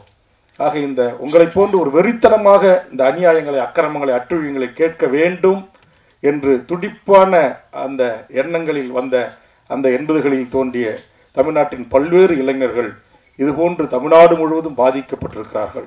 அவர்கள் அந்த ஆயுத போராட்டத்தின் ஊடாக இந்த அநியாய அக்கிரமங்களை தட்டி கேட்டதற்காக பாதிக்கப்பட்டு அவர்கள் குடும்பம் பாதிப்படைந்திருக்கிறது. நீங்கள் துறைத்துறையில் இருந்து இந்த அநியாயங்களை, அக்கிரமங்களை உங்களுக்கு கிடைத்த இந்த ஆயுதத்தை பயன்படுத்தி நீங்கள் தட்டி கேட்க முற்படுகின்றீர்கள். ஆனால் அங்கே அரச பயங்கரவாதம் என்கிற சட்டம், இங்கு உங்களுக்கு சென்சார் என்கிற அரச பயங்கரவாதம் உங்களை தடுக்கிறது. இரண்டுமே ஒன்றுதான். அதனால் இவற்றில் இருந்தும் எங்கள் அண்ணன் பாலகிருஷ்ணன் மாதிரி இந்திய முழுக்க, தமிழ்நாடு முழுக்க எங்கு அடித்தளத்தில் இருக்கிற ஒடுக்கப்பட்ட, பிற்படுத்தப்பட்ட, தாழ்த்தப்பட்ட சிறுபான்மை மக்களுக்கு அநீதி அக்கிரமங்கள் எழுகிறதோ அந்த கட்சி எப்படி அதனுடைய தொண்டர்கள், அது எஸ்எஃப்ஐ ஆகிறதுனா ஏஎஃப் ஆக எந்த அமைப்புகளாக 2 கம்யூனிஸ்டுகளுமே அவர் ரத்தம் சிந்தி அந்த குரலற்ற மக்களின் குரலாக போராடுவாங்க. அவங்க எப்படி ஒருத்தவங்க அந்த கைகளை பின்னி கொண்டு காவல்துறை அடிகளை தாங்கி மக்களுக்காக போராடும். இவ்வளவு பெரிய அரசியல் கட்சி டெல்லியில் ஆட்சியில் ஆதரவு அளித்து ஆட்சி பிரதமரை தேர்ந்தெடுத்திருக்காங்க. தமிழ்நாட்டில் தொடர்ந்து 2 அரசியல் கட்சிகளோடு ஆதரவாக இருந்த எம்எல்ஏ எம்பிக்களாக இருக்கிறாங்க. இந்த கட்சியினுடைய சென்னை மாவட்டத்தினுடைய பொறுப்பாளர்கள் ஈசிஆர் காவல் நிலையத்தில் அழைத்து செல்லப்பட்டு விசாரணைக்கு அடித்து துன்புறுத்துறாங்க. இவர்கள் கேட்டு போய் ஜனநாயக ரீதியில் போராடுவதை தட்டி கேட்க போன ஒரு அகில இந்திய கட்சியினுடைய ஆபீஸ் பெற, ஸ்டேட் ஆபீஸ் பெறச காவல் நிலையத்தை எப்படி தாக்கினாங்க எதிரில், அதெல்லாம் செய்தியாக நம்ம பார்க்குறோம். அவங்களுக்கு அந்த நிலைமை. ஆயுத போராட்டத்தில் இருந்து அரசியல் போராட்டத்திற்கு வந்து அரசியலை ஏற்றுக்கொண்டு 6 முறை தேர்தலை சந்தித்து 3 முறை சட்டப்பேரவை உறுப்பினராக இருக்கிற நான் ஸ்டெர்லைட்டிலே துப்பாக்கிச் சூட்டிற்கு நீதி கேட்டு அங்கு சென்று இறங்கிய உடனே விமானத்தின் நிலையத்திலே கைது செய்யப்பட்டு ஒரே ஒரு இடத்தில் கூட நிறுத்து என் இயற்கை உபாதைகளுக்கு கூட அனுமதிக்காமல் இந்த அரசாங்கம், இந்த காவல்துறை என்னை கைது செய்து கொண்டு வந்து புழல் சிறையில் அடைத்தார்கள். இப்போ எவ்வளவு வன்முன் இருந்த ஆட்சியாளர்கள் அல்லது அரசு இயந்திரங்கள், அதிகாரிகள் இருக்கிறார்கள். இந்த சமகாலத்தில் இவர்களோடு தான் நாம் வாழ்கிறோம். ஆனால் அதையெல்லாம் இன்றைக்கு உடைத்து சட்டத்தின் துணை கொண்டு இன்னைக்கு நீதிமன்றங்களால் இன்றைக்கு அந்த வழக்குகளிலிருந்தே நாம் விடுதலை ஆகிறோம். ஆனால் அந்த அளவுக்கு எங்களை போன்ற மிக தீவிரமான ஆயுத போராட்டத்தின் மீது நம்பிக்கை கொண்டவர்கள் கூட அரசியல் போராட்டத்தை நம்பி ஜனநாயக பாதைக்கு வந்து ஜனநாயக ரீதியாக இவர்கள் முகங்களை தோல் உரிப்பதற்கு ஊடகங்களையும் பத்திரிகைகளையும் நீதிமன்றத்தையும் பயன்படுத்திக் கொள்கிறோம். அதுபோன்று நம்முடைய அருமை இயக்குனர், தயாரிப்பாளர் அவர்கள் ஏற்கனவே 3-4 படங்கள் எடுத்து அதிலும் மிகப்பெரிய அளவில் பொருள் ஈட்டி தன்னை ஒரு பெரிய பணக்காரராக மாற்றிக்கொள்ளாத ஒரு சூழலில் சமூகத்தின் அநீதிகளுக்காக நீங்கள் எடுக்கிற அந்த படம் உங்களை சார்ந்தவர்களுக்கு அநீதி இழுத்துவிடக்கூடாது என்கிற நல்லெண்ணத்திலே இந்த கருத்தை நாங்கள் உங்களுக்கு தெரிவித்து, அதே நேரத்தில் அண்ணன் செல்லுமணி போன்றவர்கள் இதுபோன்ற இயக்குநர்களுக்கு துணை நிற்கின்ற இந்த காலத்தில் கண்டிப்பாக இந்த அநியாய அக்கிரம சென்சார் என்கிற இந்த சர்வதிகாரத்தன்மையோடு இங்கே எங்கள் அருமை நண்பன் ஜெகதீசன் போன்று எண்ணற்ற இளம் இயக்குநர்கள், இளம் தயாரிப்பாளர்கள் ஏதாவது சாதனை படைக்க வேண்டும் என்று வருகின்ற போது, ஈழத்தில் நடந்த எம் இனப்படுகொலைத்தில் நடந்த அநியாய அக்கிரமங்களை படமாக எடுத்த எங்கள் புகழேந்தி தங்கராஜ் போன்றவருடைய படங்கள் மறுக்கப்பட்டிருக்கிறது. ஆக இந்த ஆணவத்தோடு அகம்பாவத்தோடு தமிழர்கள், தமிழ் இனம், தமிழ் மண்ணுக்கான உரிமை சார்ந்த எம் இனத்திற்கான வாழ்வுரிமை சிக்கல்களை குறித்து, எம் இனத்தின் பாதிப்புகளை நாளைய தலைமுறைக்கு கடத்துவதற்கு ஒரு ஊடகத்தின் ஊடாக, ஒரு படத்தின் ஊடாக பல கோடிக்கணக்கான மக்கள் மனங்களில் மாற்றத்தை, ஒரு தாக்கத்தை ஏற்படுத்துகிற இந்த திரைத்துறையை இன்றைக்கு அடக்கி ஆளுகின்ற இந்த சென்சார் என்கிற இந்த அரக்கனின் ஆணவத்தை அடித்து நொறுக்குவதற்கு உங்களோடு நாங்கள் வருவதற்கு தயாராக இருக்கிறோம். அது எந்த மாற்று கருத்து இல்லை. இதே மாதிரி எங்கேயோ 2000 மைலுக்கு அப்பால் இருக்கிற ஒரு நிறுவனம், அரசு சார்ந்த நிறுவனம், இங்கிருக்கிற இந்த மாநில மக்களின் உணர்வுகளை, உணர்ச்சிகளை வெளிவராமல் தடுக்கிறான். டேம் 19 கேரளா எடுக்கிற படத்தை அனுமதிக்கிறான். ஆனா அதே முல்லை பெரியாருக்காக, காவேரி சிக்கலுக்காக நாம் காட்சிகள் வைத்தால் அமைப்புகளை தடுக்கிறான். எங்கே உலகத்தில் நடக்கிற இனப்படுகொலை குறித்து உலகத்தின் பல்வேறு நாடுகளில் பல மொழிகளில் படம் வெளியாகிறது. ஆனால் 2000 நம்முடைய பக்கத்தில் வாழ்கிற நம்முடைய ஈழத்து உறவுகள் 10 மைல் தூரத்தில் நடந்த மாபெரும் இனப்படுகொலை, 2 லட்சம் மக்கள் படுகொலைக்கானதை குறித்து இங்கு படம் எடுத்து வெளிவர முடியாத சூழலில் எத்தனையோ இயக்குநர்கள், இந்த புதிய இளைஞர்கள் அந்த அநியாயத்தை, அக்கிரமத்தை இந்த உலகத்துக்கு காட்டுவதற்கு முயற்சித்து தோற்றிருக்கிறார்கள். இதையெல்லாம் இந்த சென்சார் என்கிற இந்த அரக்கன், ஆதிக்க ஆணவம் முடித்த அதில் அமர்ந்திருக்கின்றவர்களுடைய கொட்டம் கண்டிப்பாக நாளுக்கு நாள் அதிகரித்திருக்கிறது. அண்ணன் செல்லுமணி அவர்கள் சொன்னது போல் யாராவது ஒருவர் அதற்காக போராடி அந்த தடைகளை உடைத்து இவருடைய கருத்து சுதந்திரத்தையும் உங்கள் திரைப்பட இயக்கத்தின் இந்த படங்கள் வெளிவருவதை முழுவதுமாக ஒரு 10%, 5%, 109 கட்டு கற்புக்கரசி கண்ணகி தமிழ்நாட்டின் அடையாளமாக காட்டப்படுகிறோம். இந்த சிலையை நீ காட்டக்கூடாது, கற்பு பூமி என்று நீங்க வைக்கக்கூடாது. அப்ப எதைத்தாண்டா வச்சு படம் எடுக்கணும் அப்படின்னா அவன் சொல்லுவான் கான்செப்ட், அதுக்குன்னா நிதி கொடுப்பான், விருது கொடுப்பான் அழைத்து. அந்த விருதுக்கும் நம்முடைய உறவுகள் இங்கு விலை போய் இருக்கிறார்கள் அல்லது அடிமையாகி இருக்கிறார்கள். அதனால் அவர்களின் கொட்டத்தை அடக்குவதற்கு அண்ணன் ஆர்.கே. செல்லுமணி போன்ற இயக்குநர்களும், நம்முடைய தயாரிப்பாளர் போன்றவர்களும், இன்னும் பல்வேறு தயாரிப்பாளர்களும் நீங்கள் முன்னெடுக்கின்ற போது ஒரு அரசியல் இயக்கமாகவும் தமிழ் சமூகத்தின் வாழ்வுரிமைக்காக எண்ணற்ற மக்கள் பிரச்சனைகளை தமிழர் வாழ்வுரிமை கூட்டமைப்பின் சார்பாக முன்னெடுக்கிற ஒரு தமிழனாகவும் இந்த ஆதிக்க அரச பயங்கரவாதத்தின் ஒரு கைப்பாவியாக இருக்கிற சென்சார் போர்டின் இந்த அட்டூழியங்களை தட்டி கேட்பதற்கு உங்களோடு எந்த நேரத்திலும் கைகோர்ப்பதற்கு தயாராக இருக்கிறேன் என்பதை இந்த நேரத்திலே பதிவு செய்து, நீங்கள் பாடல் வெளியீட்டு விழாவுக்கு அனுமதிக்கவில்லை என்று சோர்வடைய வேண்டாம். நிச்சயமாக போராடுவோம். இந்த படம் ஏதாவது ஒரு ரூபத்தில் நீங்கள் உங்களுடைய நோக்கம், உங்களுடைய சிந்தனை, உங்களுடைய எழுத்து, உங்களுடைய கதை அம்சம் அத்தனையும் இந்த மக்களை கொண்டு சேர்வதற்கு எங்களாலான உதவிகளையும் முயற்சிகளையும் உங்களோடு தோளோடு தோள் நின்று உதவுவோம் என்பதை மட்டும் இந்த நேரத்திலே தெரிவித்து, இந்த வாய்ப்புக்கு நன்றி கூறி, பாடல் வெளியிடவில்லை என்று சொன்னாலும் கூட தலைவர்கள் வந்திருக்கிறார்கள், என்ன சொல்கிறார்கள் என்று ஆவலோடு தெரிந்து கொள்வதற்கு வருகின்றிருக்கிற பத்திரிகை ஊடக நண்பர்களுக்கும், வருகை தந்து அமர்ந்திருக்கின்ற திரைத்துறையை சார்ந்த பல்வேறு ஆற்றல் மிகு உறவுகளுக்கும் என் நெஞ்சார்ந்த நன்றியை கூறி நிறைவு செய்கிறேன். நன்றி, வணக்கம். ஒருவேளை நாம போனால் நமக்கு ஏதாவது ஆபத்து வந்து விடுமோ என்று தற்காப்பு நிலையிலே தான் எல்லாரும் எல்லா பிரச்சனையும் பார்க்கிறார்கள். ஆனால் அப்படிப்பட்ட சூழ்நிலையில் ஒரு திரை உலகமே ரொம்ப சவால்கள் நிறைஞ்ச உலகம். அது ஒன்றும் சாதாரணமான உலகம் இல்லை. நான் நம்முடைய அருமை நண்பர், நம்முடைய இசையமைப்பாளர், இங்கே நம்முடைய ஸ்ரீகாந்த் தேவா அவர்கள் கூட இருக்கிறார்கள். ஒவ்வொருவரும் அந்த சிறைத்துறையிலே ரொம்ப கடினமாக உழைத்து சவால்களை சந்தித்து தான் அவர்கள் முன்னேற வேண்டிய ஒரு தேவை என்பதெல்லாம் இருக்கிறது. எடுத்த எடுப்பிலேயே எந்த வெற்றியையும் நம்மால் பெற்றுவிட முடிவதில்லை. எல்லா துறைகளில் போட்டி இருக்குங்கிறது உண்மைதான். ஆனால் அது எல்லாத்தை விட ரொம்ப கடுமையான போட்டிகள் நிறைந்த துறை இன்றைக்கு திரைத்துறையாக இருக்கிறது. அதில் நம்முடைய நேசம் முரளி அவர்கள் இன்றைக்கு இந்த அளவுக்கு இந்த சவால்கள் நிறைந்த இந்த துறையில் ஒரு முத்திரை பதித்து 4 படங்களை வெளியிட்டிருக்கிறார் என்பதே ஒரு பெரிய சாதனை என்று தான் நான் பார்க்குறேன். படங்கள் எடுக்கிறது மட்டும் இல்லை, படங்களை எடுத்து எத்தனையோ பேர் படங்களை முடிக்க முடியாமலாம் போயிருக்காங்க. பல படங்கள் பாதியிலே இருக்கு அல்லது பெட்டியிலே இருக்கும் பல படங்கள்.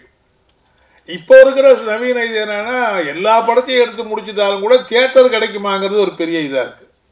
இப்போ தியேட்டர்களையே கட்டுப்பாட்டுக்குள்ளே தான் வச்சுருக்காங்க.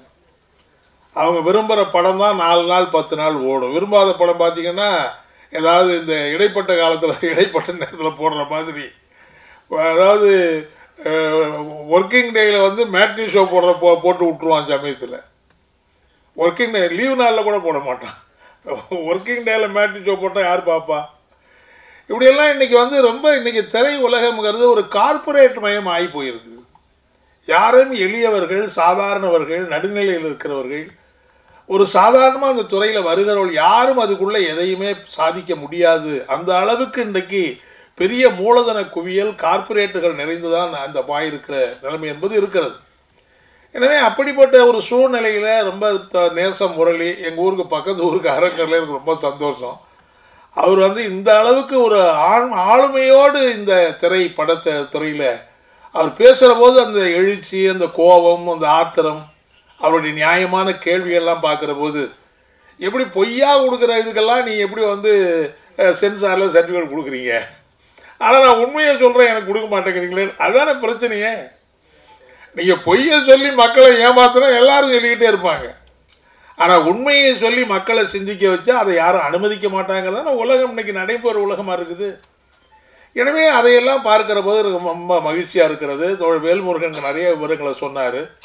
நீங்கள் திரைப்படத்தில் இதையெல்லாம் எடுத்து சாதிக்கிறது எவ்வளோ கஷ்டப்படுறீங்களோ அது மாதிரி தான் இன்றைக்கி தமிழகத்தில் நடந்திருக்கிற பல்வேறு காவல் நிலைய அத்துமீறல்களை, அக்கிரமங்களை கண்டித்து கிட்டத்தட்ட ஒரு 15, 20, 25 ஆண்டு காலம் போராடி தான் அதுக்கெல்லாம் நியாயத்தையே பெற முடிஞ்சுது. பத்மினி என்கிற ஒரு பெண் அண்ணாமலை காவல் நிலையத்தில் பாலியல் வல்லுறவுக்கு உட்படுத்தப்பட்டு அவள் கணவனுக்கு முன்னாடியே அந்த வல்லுறவு நடந்த காரணத்தினாலேயே அந்த கணவன் அங்கேயே அடித்து தூக்கு மாட்டி தொங்க விட்டாங்க. நீங்கள் ஒரு சகோதரிக்கு இப்படி நடந்தால் எப்படி இருக்கும்? சினிமாவில் அதை பார்க்குற போது நமக்கு வந்து கொந்தளிப்பாக இருக்குது. ஆனால் நம்மளுடைய சகோதரிக்கு அப்படி நடந்தால் எப்படி இருக்கு? கேட்கறதுக்கு ஆளே இல்லையே. அதை எதிர்த்து கடந்து போராடி அதை வழக்கு போட வச்சு அதுக்கு எத்தனை வழக்குங்கிற இதில் நீங்கள் 15 வருஷம் 20 வருஷம்லாம் வழக்கு நடத்தினா சாதாரணமாக நடக்குமா? 16 வருஷம் நடந்து தான் அதுக்கு உச்சநீதிமன்றத்தில் நாங்கள் வந்து தண்டனை வாங்கினோம். 16 வருஷம் ஆச்சு. இதுக்கே கூட நீங்கள் பார்த்தீங்கன்னா எங்களுடைய வழக்கறிஞர் வெங்கட்ராமன் ஒரு நேரத்தில் என்னென்னா அந்த நந்தகோபால் வந்து அவர் தற்கொலை பண்ணிக்கிட்டு தான் இன்வெஸ்டிகேஷன் ரிப்போர்ட்டு, ஸ்பெஷல் இன்வெஸ்டிகேஷன் ரிப்போர்ட்டே அதான். ஆனால் இல்லை அது மர்டருங்கிறது தான் எங்களுடைய ஆர்குமெண்ட்டு, எங்களுடைய இது. ஆனால் ஹைகோர்ட் வந்து இல்லை அது சூசைடு தான் அப்படின்னு ஸ்பெஷல் இன்வெஸ்டிகேஷன் டீம் சொல்லிட்டாங்க, ஃபர்தராக ப்ரொசீட் பண்ண முடியாதுன்ட்டாங்க. அதுக்கு மேலே சுப்ரீம் கோர்ட்டு போய் அதை மர்டர் போகணுங்கிற போது நாங்களே என்ன யோசிச்சோன்னா வேண்டாம், இதுவே 12-10 வருஷம் ஆயிடுச்சு, இதுக்கு மேலே சாட்சியம் இருக்காது, சமணம் இருக்காதுன்னு சொல்லி நீதிமன்றத்தில் நாங்களே அதோட வழக்கம் முடிச்சுக்கிட்டு அப்புறம் ட்ரையல் ஆரம்பித்து தான் தண்டனை வந்தது. கடைசியாக பாதிக்கப்பட்டு தண்டனைக்குள்ளானவர்கள் சுப்ரீம் கோர்ட்டுக்கு போனாங்க. சுப்ரீம் கோர்ட் ஜட்ஜி அந்த மார்க்கண்டேய கட்சி என்ன சொன்னார்னா அது வந்து Nandagopal was not a suicide, it is a clear murder. ஆனால் கீழமை நீதிமன்றத்தில் அது சூசைட்னு முடிவு பண்ணிட்டதுனால நான் அது பேரில் கமெண்ட் பண்ண விரும்பலன்னு தான் அவர் கடைசியாக சொன்னார். ஸோ ஒரு நீதிமன்ற நீதி எப்படி இருக்குன்னு நினைக்கிறீங்க நீங்கள்? நீதி நினச்ச மாத்திரத்தில் கிடைக்குதா? ஒரு 15 வருஷம் 16 வருஷம் கோர்ட்டுக்கு அலையணும், இந்த கோர்ட்டுக்கு அலையணும், அந்த கோர்ட்டுக்கு அலையணும், மாற்றி மாற்றி இன்வெஸ்டிகேஷன். ஒரு நீதி கிரிமினல் வழக்கில் அவங்களுக்கு தண்டனை கொடுக்குறாங்க. ஜுடிஷியல் என்கொயரி நடக்குது, ஜுடிஷியல் என்கொயரின்னு ஒரு கவர்மெண்ட் ஆர்டர் பண்ணுறாங்க.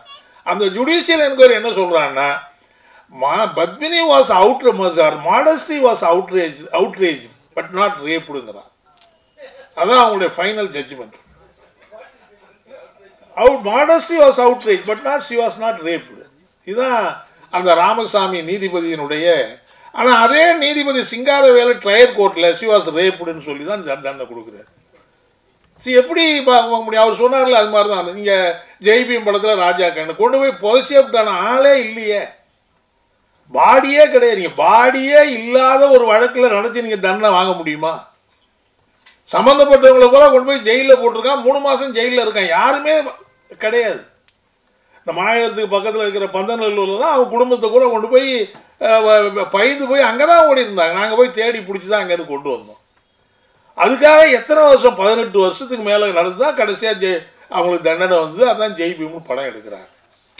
ஸோ ஒரு ஒரு ஒரு நியாயத்தை நிலைநிறுத்துவதற்கு சமூகத்தில் எவ்வளோ பெரிய போராட்டங்களை நடத்துவது, எவ்வளோ பெரிய அவர் புலியூரில் அவர் சொந்த ஊர், அவர் சொந்தக்காரர் தான் செல்வம்னு ஒரு பையன், வேல்முருகனுக்கு சொந்தக்காரர். அவரை கொண்டு போய் அடித்து போலீஸ் ஸ்டேஷன் செத்து போனால், போலீஸ் ஸ்டேஷன் செத்து போன கொண்டு போய் 4 கிலோமீட்டருக்கு அந்த ஆண்டா ஒரு மரத்தில் தூக்கு மாட்டி தாக விட்டான். என்னடான்னு கேட்டால் அவன் வந்து ராத்திரியே போலீஸ் ஸ்டேஷன் ஓடிட்டாங்கிறான். ஓடி போனவன் அங்கே தூக்கு மாட்டில் செத்துருக்காங்க. ராஜா கண்ணு நாங்கள் போய் கம்ப்ளைண்ட் கொடுக்குறோம், அந்த ஜெய்முங்க செத்து போன ராஜா கண்ணு. போலீஸ்காரங்க எங்களோட சேர்ந்து தேடுறாங்க, ராஜா கண்ணை கண்டுபிடிச்சி கொடுங்கன்னு. ஊராக விளம்பரம் பண்ணால் ராஜா கண்ணு எங்கே இருக்காரு தேடி கண்டுபிடிச்சி கொடுங்க. ஒரு ஃபோட்டோ போட்டு இவன் தான் அடித்தான், இவன் தான் செத்து போனான், இவன் தான் கொண்டு போய் பெரம்பலூருக்கு பக்கத்தில் குழி தோண்டி போய் ரோட்டில் ஆக்சிடெண்ட்டாக போட்டு வந்துட்டான், அங்கே இருக்கிறவன் போஸ்ட்மார்ட்டம் பண்ணி அடக்கம் பண்ணிவிட்டான். எல்லாம் போலீஸுக்கு தெரியும். ஆனால் போலீஸ் எங்களோட சேர்ந்துக்கிட்டு தேடுது, ராஜா கண்ணை காணும். ஒரு சமூகத்தில் நடக்கிற அதுதான் பொள்ளாச்சி. ஸோ எவ்வளவு நாம் வந்து இன்னும் கொந்தளிக்க வேண்டிய, எவ்வளவு அக்கிரமங்களை எதிர்த்து கொலை கொடுக்க வேண்டிய, இந்த அது சொன்னார் புத்தாடி காவல் நிலையத்தில் வசந்தா, அந்த பொண்ணு அங்கேயே கற்பழித்து அங்கேயே தூக்கு மாட்டி தொங்க விட்டான் காவல் நிலையத்தில். எவ்வளோ நாள் போராடுவீங்க? ஸோ இப்படி வந்து சமூகத்தில் நடக்கிற இந்த அநியாயங்களுக்கு நம்ம வாச்சாத்தியை பற்றி நான் நிறைய பேச வேண்டிய நேரம் இல்லாதான் நான் பேசலை. 31 வருஷம் ஆச்சு இன்றைக்கி சுப்ரீம் கோர்ட்டு ஹைகோர்ட்டில் ஜட்ஜ்மெண்ட் கிடைக்கிறது. ஸோ நம்ம நாட்டில் நீதியை பெறுவது என்பது எப்படி இருக்குன்னா, அது ஏதோ வந்து அடுத்த லோகத்துக்கு போய் நீதியை பெற்றுட்டு வரணுங்கிற மாதிரி இருந்தால் எப்படி நம்ம வந்து நாட்டில் யாருக்கு நீதி கிடைக்கும், நீதிக்காக யார் போராட முடியும்? எவ்வளவு ஒரு அமைப்பு இல்லாமல் சம்மந்தப்பட்டவங்க மட்டுமே, அதெல்லாம் பார்த்தீங்கன்னா சாதாரணமான ஆட்கள், அவங்களுக்கு எந்த குடும்ப பின்னணி கிடையாது, எந்த வருமானம் கிடையாது, எந்த விதமான பெரிய செல்வாக்கு கிடையாது, யாரும் அவங்களுக்கு ஆதரவாக நிற்கிறதுக்கே இல்லை, சொந்தக்காரனே வரமாட்டேங்கிறான்.